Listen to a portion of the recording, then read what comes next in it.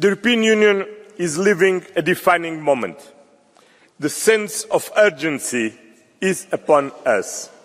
Geopolitical tensions have risen over the last weeks. Multilateralism is under enormous pressure, and so is the rules-based international order. Russia's war of aggression against Ukraine entered its third year, and the threat is representing it as a wider implications for Europe and international security. This is exactly why last week the European Council took fast and ambitious decisions on defence and Ukraine. We are putting our money where our mouth is. We are delivering on what we promised. 3 years ago, precisely, in Versailles, we decided to boost Europe's defence, to build the Europe of defence. 3 years ago, we laid the foundation of what we decided last week. Over the last 3 years, Member States increased their defence spending by 30%. Over the last 3 years, on average, among the 23 European Union Member States that are in NATO, we reach the NATO target for 2024 of 2% of GDP. Now we are going much further. In 1 month, working hand in hand with the European Commission, we have kick-started the Europe of Defence. On the 3rd of February, in the informal leaders' meeting, with the special participation of the British Prime Minister and the Secretary-General of NATO, we opened the way for decisions.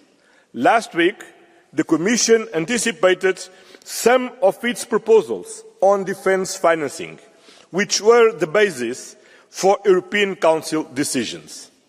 In this special European Council, we decided to invest in the priority areas already defined by the European Defence Agency, reflecting the lessons learned from the war in Ukraine and in full coherence with NATO. Air and missile defence, artillery systems, missiles and ammunition, drones and anti-drone systems, strategic enablers, military mobility, artificial intelligence, cyber and electronic warfare. We have also decided to mobilise more public and private funds for our defence. We welcome the Commission's initiative to dedicate €150 billion of additional defence spending to funding the capabilities we urgently need. In addition to the loan instrument proposed by the Commission, leaders were clear that we need flexibility with the Stability and Growth Pact, and in the use of the European funds will also be important to provide more public money for the defence sector where Member States decide to do so. The European Investment Bank initiative to broaden its mandate for more loans to the defence sector will improve access to private financing. Finally, we decided to spend better and more efficiently together.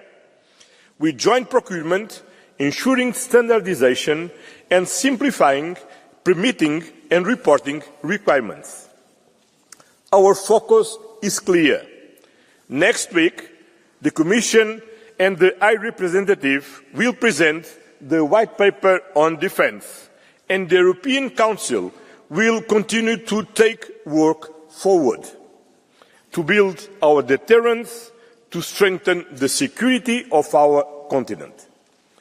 Competitiveness and defence must go hand in hand to boost Europe's industrial and technological competitiveness, to create jobs, reinforcing economic convergence and the resilience of our values chains networks.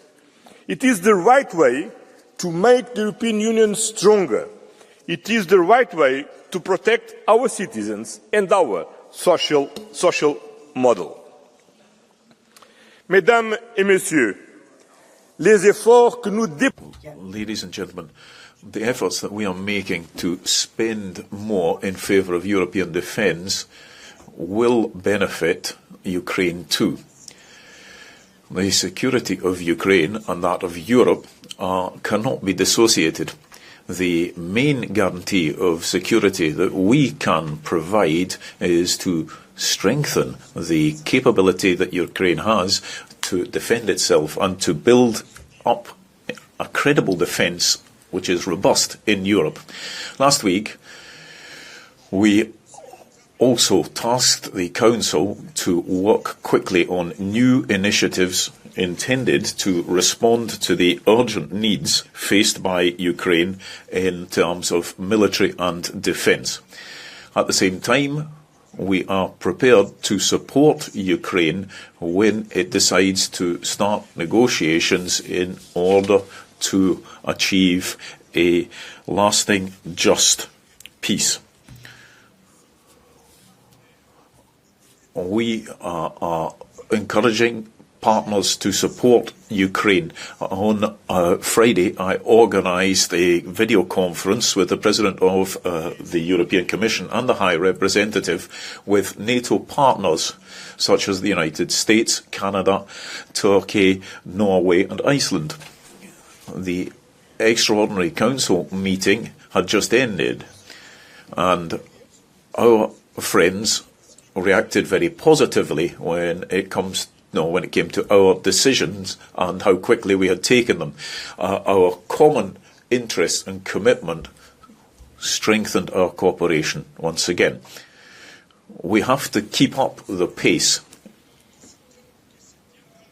At the European Council meeting, which will take place next week, we will continue our discussions and we will take further decisions on competitiveness and on strategic European autonomy.